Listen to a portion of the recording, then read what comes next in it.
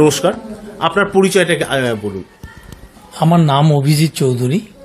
আমি কলকাতায় বসবাস করি, ব্যবসা করি, আর বুদ্ধ ধর্মাবলম্বী একজন মানুষ। এই সংস্থার সঙ্গে আপনি কিভাবে জড়িত? এখন অলমোস্ট ভারতবর্ষের বা বাংলাদেশের যত প্রতিষ্ঠান আছে সব প্রতিষ্ঠানের সাথেই মোটামুটিভাবে জড়িত আছি। কেননা যেহেতু জন্মগত আমার অধিকার বৌদ্ধ বিহার, সংঘ এবং আমার বড়ুয়ার সমাজ, সেই হিসাবে সমস্ত প্রতিষ্ঠানের সাথে নিজেকে সম্পৃক্ত রাখতে একটু ভালোবাসি। আর আপনি ভারতবর্ষের সঙ্গে আপনার আপনি তো বাংলাদেশ ঢাকাতে থাকেন বা ওখানে সমস্ত কিছু আপনার কর্মক্ষেত্র, কলকাতার সঙ্গে কিভাবে আপনার যোগাযোগ? যোগাযোগ বলতে আসলে অবিভক্ত বঙ্গ, আমরা তো এক ছিলাম এক সময়। তো বঙ্গ যখন ভাগ হয়ে গেল ভারত এবং বাংলাদেশ, তখনকার আমাদের অনেক পূর্বপুরুষ এখানে আছে, আমাদের এখানকার পুরুষেরা সেখানে বসবাস করে, জ্ঞাতি, আমাদের বংশের বিভিন্ন ভাই ভ্রাতা আত্মীয় স্বজন। সেই সুবাদে আমাদের অবশ্যই এখানে আসতে হয়, আর এরাও আমাদের সঙ্গে সেখানে যায়। যদিও সেখানে হয়তো দুইটা দেশ ভিন্ন হয়ে গেছে, কিন্তু আত্মার দিক থেকে, মিলনের দিক থেকে, জ্ঞাতি রক্তের সম্পর্কে কিন্তু আমরা এক এবং অভিন্ন। বাঙালিদের মধ্যে ভাগ হয়নি। আর দ্বিতীয়ত হল, আমি লেখাপড়ার জন্য আসলে কলকাতা বিশ্ববিদ্যালয়, আমার টিচাররা সেখানে ছিল। যেহেতু আমি পালির পঠন পাঠন করি, বৌদ্ধবিদ্যা নিয়ে লেখাপড়া করি, তো গবেষণার বিষয় ছিল সেরকম। আমি প্রাচীন বিদ্যাপীঠ ভারতবর্ষের বানারস কাশী হিন্দু বিশ্ববিদ্যালয়ে কিন্তু আমি লেখাপড়া করেছি। সেখানে আমি পিএইচডি নিয়েছি 1983 থেকে 1986, সেই সময়কাল আমি সেখানে কাটিয়েছি। তো সেখানে এই সুযোগে আমি ভারতবর্ষের বিভিন্ন বিশ্ববিদ্যালয়ের লাইব্রেরি আমাকে করতে হয়েছে, এবং ভারতবাসীর সঙ্গে আমার একটা সম্পর্ক, ভারতের বিদ্যার্থীর সঙ্গে সম্পর্ক হয়েছে, শিক্ষক গবেষক যারা আছে তাদের সঙ্গে সম্পর্ক হয়েছে। কারণ আমি যেহেতু শিক্ষকের সঙ্গে মিলনই আমার কিন্তু প্রধান দায়িত্ব, এবং বই পড়া, বই লেখা, গ্রন্থ লেখা। আর যদি আমি যদি বাংলাদেশের ইতিহাস লিখতে চাই, ভারতবর্ষের ইতিহাস কিন্তু অটোমেটিকলি চলে আসে। কারণ প্রাচীন ভারতবর্ষ বলতে সেখানে কিন্তু অবিভক্ত এই জনপদগুলো কিন্তু ভারতকে আমরা সমৃদ্ধ ঐতিহ্যবাহী ভারতবর্ষ হিসেবে আমরা মনে করি। আর এখানে যেমন ধরেন প্রাচীন, বিশেষ করে যে গৌরবঙ্গ, আমরা যদি বলি সমতট, আমরা যদি বলি সেখানকার যে বরেন্দ্র, এইসব পুন্ড্র, এগুলো তো কিন্তু প্রাচীন জনপদের ভারতের একটা অংশ ছিল। তো আমার মনে হয় বাংলাদেশের ইতিহাস খুঁজতে গেলে কিন্তু ভারতের ইতিহাসকে, প্রাচীন ভারতের ইতিহাস এবং সিংহল দ্বীপের এবং এমনকি ভারত মহাসাগর, এই যে জম্বুদ্বীপ যেটাকে বলা হয় প্রাচীন, এটাকে ইতিহাস হিসাবে আমাদের সেখানে যেতে হবে। আর সবচেয়ে বড় কথা, গৌতম বুদ্ধ যেহেতু ভারতবর্ষের যে বুদ্ধ হয়ে তিনি বুদ্ধত্ব লাভ করেছেন, এবং নেপালের যে লুম্বিনী উদ্যানে তিনি জন্মগ্রহণ করেছেন, এবং পরবর্তীতে সারনাথে গিয়ে তিনি ধর্মপ্রচার করেছেন। গৌতম বুদ্ধের বিদ্যাটাই কিন্তু ত্রিপিটকের অংশ।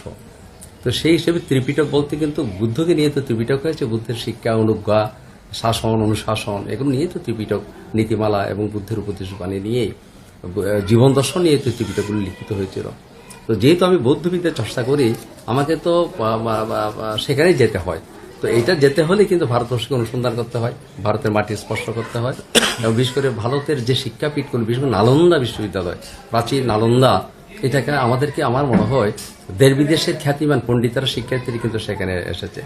এবং সেখানের যিনি প্রধান ছিলেন, আচার্য ছিলেন একসময়, তিনি কিন্তু আমাদের অতীশ দীপঙ্কর, শিলভদ্র, তারা সেখানে লেখাপড়া করেছেন। তো শিলভদ্র সেখানে কিন্তু আচার্য ছিলেন। এত বড় একটা বাংলার একটা সন্তান আমরা সেখানে পেয়েছিলাম ভারতবর্ষের সে নালন্দা। আপনি যখন এখানে নালন্দার একটা জিনিস হচ্ছে, নালন্দার কনসেপ্টে 1921 সালে কিন্তু ঢাকা বিশ্ববিদ্যালয় প্রতিষ্ঠিত হয়েছিল আবাসিক বিশ্ববিদ্যালয় হিসাবে।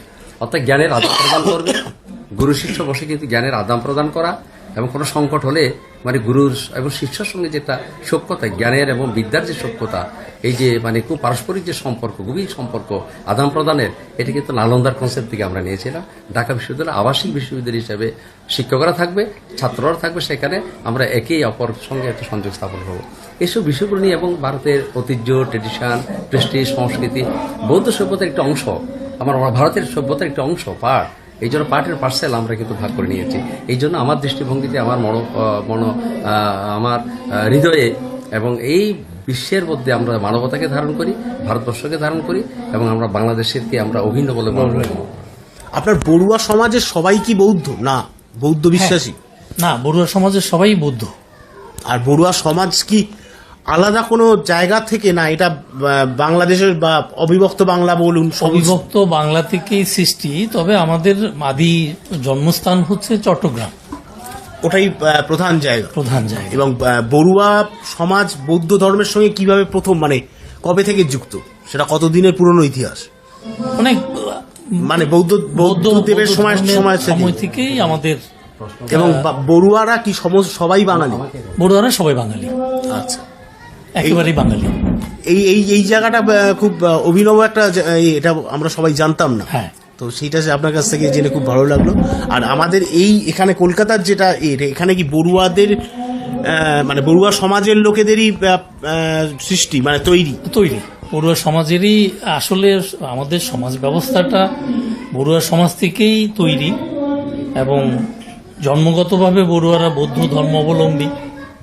সেই হিসাবে আমাদের এই অবিভক্ত বাংলায় যখন আমরা ছিলাম আর এখন যখন আমরা বসবাস করছি, আমরা সম্পৃক্ত।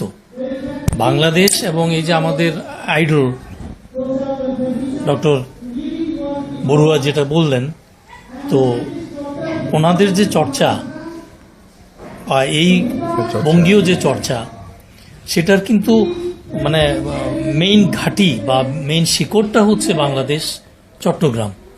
সেখান থেকে কোনো এক সময় উদ্বাস্ত হয়ে আমাদের অনেক পূর্বপুরুষ আসতে বাধ্য হয়েছিল।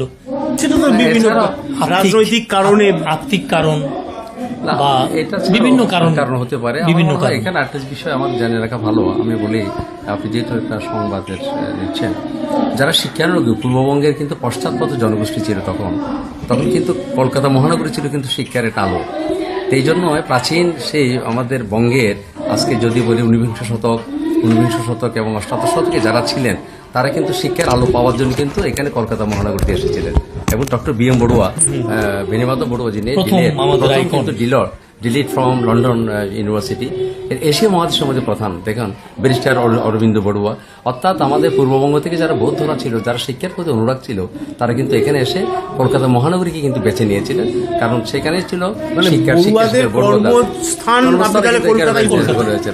এই জন্য পেশা হিসাবে নিয়েছিলেন, কারণ কাছের দেশ এবং চট্টগ্রাম এবং এখানকার ট্রেন তো 2000-এ চলে যেত। বা আপনার ত্রিপুরাতেও বোধহয় বড়ুয়াদের আছে।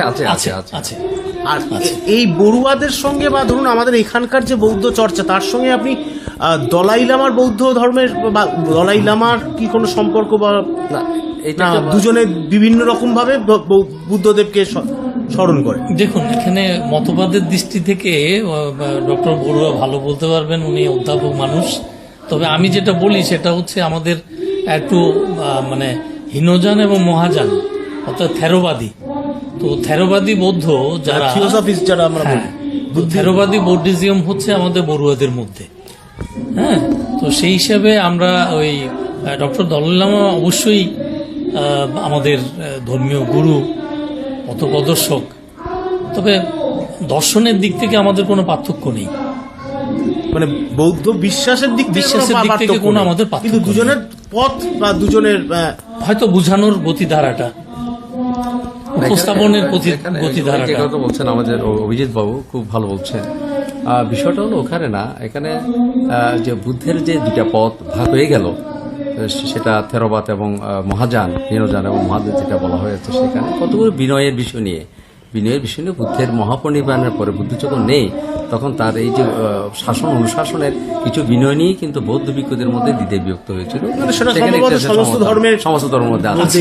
সেই হিসাবে আমার মনে হয় এই যে মহাচারীরা এখন তো বিশাল একটা অংশ হয়েছে, তারা আমরা কিন্তু অর্থোডক্স, আমরা যারা থেরবাদীরা বুদ্ধের পুঙ্খানুপুঙ্খ শীলগুলোকে, নিয়মগুলোকে আমরা প্রতিপালন করি, শ্রদ্ধা মনে করি। এরা চায় যে পৃথিবীর আধুনিক যুগের মধ্যে তারা কিন্তু কিছুটা শিথিল। এই জন্য কিন্তু ধর্ম দর্শন এক, জীবন দর্শন এক, এবং বিশেষ করে নির্বাণ দর্শন এক, যেটা বুদ্ধের যে নির্বাণ, আর্য অষ্টাঙ্গী মার্গ, সত্য, আর্য সত্য, এগুলোতে কিন্তু ডক্ট্রিনে কিন্তু এক, কিন্তু পদগুলো কিন্তু ভিন্ন হিসাবে আমরা মনে করি। তার এই যে দলাই লামা এই জন্য জীবন জগৎ সম্পর্কে তিনি যা বলছেন, এটাও কিন্তু বৌদ্ধ ধর্মের জন্য, আমরা যা বলছি কিন্তু বৌদ্ধ ধর্মের মানব কল্যাণের জন্য।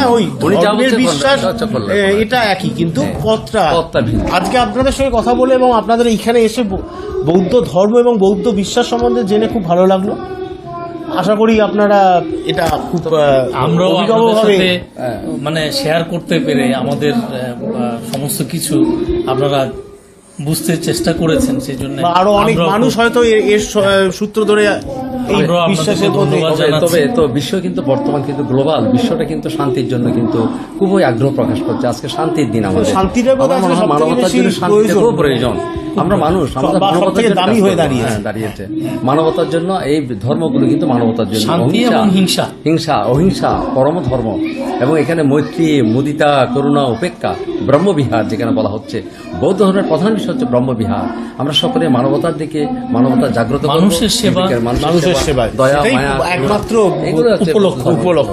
এটা নিয়ে আমরা কিন্তু বাঁচতে চাই এবং বিশ্ব শান্তি হোক আমরা চাই, ভারত মাতা উপকৃত হোক, জগতের শান্তি হোক, এবং বাংলাদেশ ভারতবর্ষের মধ্যে একটা ঐক্যসূত্রের মধ্যে আমরা দীর্ঘদিনের যে বাঙালির যে ঐক্যটা, সেটা ঐক্যই থেকে মিলন গেছে। মিলনস্থলটা ঠিক মিলনস্থলটা থাকে। ঠিক থাকুক। আপনাদের সবাইকে নমস্কার, আপনাদেরকেও নমস্কার। ভালো থাকুন।